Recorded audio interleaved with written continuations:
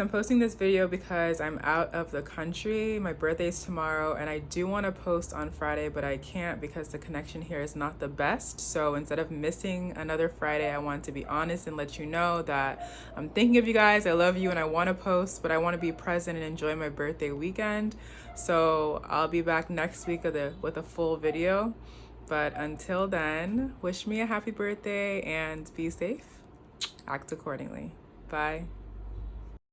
In this video, I'm sharing tips and advice on who you should travel with. If that sounds like something that you're into, keep on watching. As you could see in that clip, I wanted to post that video last week while I was out of town. I was in Cuba for my birthday, as you can see here. My birthday is October 5th. Shout out to the Libras.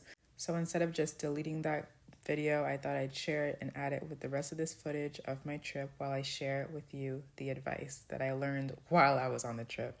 So I think the main point is to travel with someone who has the same standards as you. And when it comes to standards, I have different categories. So the first one is cleanliness, whether you're staying at their place or a hotel or an Airbnb. If you're staying at their place, you want to make sure they're clean because whenever you're out of town, you're going to feel uncomfortable regardless because you're not home. But the level of discomfort you feel can be greatly reduced or even diminished if the place you're staying is as clean or even cleaner than your typical living arrangements. And sleep is your best friend on vacation because you're doing a lot of activities and traveling, which is exhausting. But if you feel like the place you're sleeping isn't clean enough or even the right temperature, you won't sleep well, which will affect your entire trip. At a hotel, especially if you're sharing a room with someone, you want to make sure you have the same standards. For example, when you get to the hotel room and it's not up to your standards, but your friend thinks it's fine, that might present a problem if you want to get another room versus leave altogether. Notice I didn't say size. A place doesn't have to be big, it has to be comfortable, especially considering the architecture of different countries. There might be a cozy, clean place you can stay in forever versus a huge, dirty place where you're counting the minutes until you get home. But now that I think about it, size might actually be a factor if you're claustrophobic or feel uncomfortable in tight spaces, so you might want to consider that as well. The second category is social or friendly standards. Some people love to talk to strangers. If someone says, hey, they immediately turn around or respond to engage with whomever for whatever. I'm not some people. I don't talk to strangers in public. If they try to get my attention, I completely and totally ignore them because the idea of being stuck in conversation with someone I don't know about nothing just irks me. I want to go where I went to enjoy the company I came with, not small talk with randoms, especially because as a woman, it's usually men being gross or nosy. When I'm traveling, especially internationally, I become even more deadpan in the face because, you've seen the movie Taken. It's a matter of safety not to look too lost or speak English to natives because the next question is always, where are you from? How long are you staying? And although those questions might sound innocent, they might be too revealing and could really jeopardize your safety if the wrong person asks them and gets an answer from you.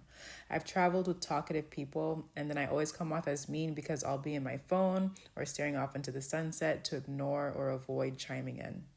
Next, we have activity or intentional standards. Are you the itinerary fairy? You're the travel buddy that's on a mission. Every day has an assignment, reservation, tour, schedule attached to it, and you get in your feelings when you veer away from that.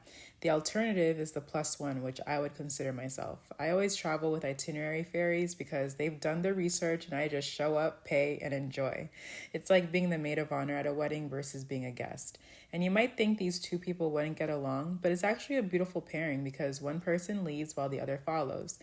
Conflict can arise if the two opposites aren't flexible. For example, if you guys are doing too many activities back to back, it can be too much for someone. And if the planner is upset that you're staying behind, which in my opinion doesn't make sense because you can't plan what energy level you'll be at ahead of time. My advice here is to let people be as involved as they want to be. The last thing you want is someone who didn't want to do an activity stank face at the activity because you forced them to come.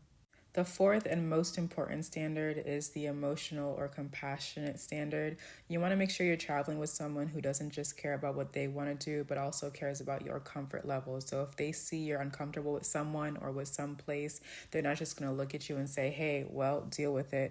They're actually going to make you feel more comfortable and try to adjust. That happens with me on this trip. We went somewhere and I didn't like it, and my cousin automatically changed the plans. I love that for us.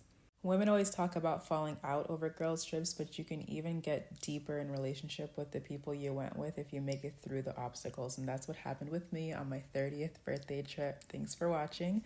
Be safe, and until the next one, act accordingly. Bye.